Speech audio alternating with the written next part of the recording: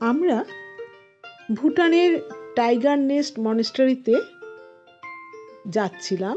কেউ কেউ ঘোড়ায় গেছে, আবার কেউ পায়ে হেঁটে গেছে। তো আমি তো পুরোটা যেতে পারিনি। আমরা ঘোড়ায় করে, একটা ক্যাফেটেরিয়া আছে, আমরা কয়েকজন ঘোড়ায় করে সেই অবধি গিয়েছিলাম। এই সমস্ত ছবিগুলো সেই টাইগার্স নেস্ট মনেস্টারিতে যাবার পথের ছবি। তো টাইগার্স নেস্ট হলো ভুটানের সবচেয়ে প্রতীকী বৌদ্ধ বিহার।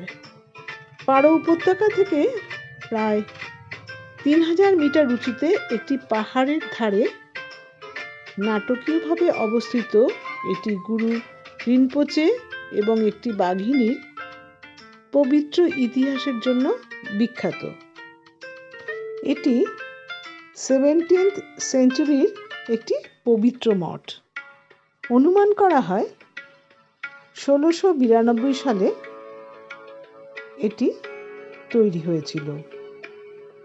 এখানে গুরু রিনপোচে 3 বছরেরও বেশি সময় ধরে ধ্যান করেন এবং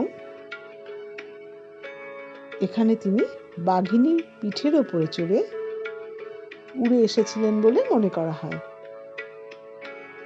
গুরু রিনপোচে 8টি বিভিন্ন রূপে এখানে আত্মপ্রকাশ করেছিলেন এবং ভুটানে বৌদ্ধ ধর্ম নিয়ে এসেছিলেন বলে জানা যায়। এটি হিমালয় অঞ্চলের বৌদ্ধ ধর্মাবলম্বীদের কাছে সবচেয়ে সম্মানিত তীর্থস্থানগুলোর মধ্যে একটি।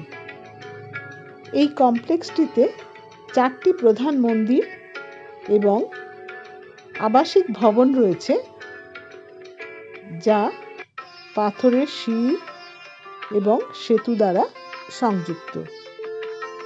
মনে করা হয় 8ম শতাব্দীতে গুরু রিনপোচে এসেছিলেন একটি উড়ন্ত বাঘের পিঠে চড়ে।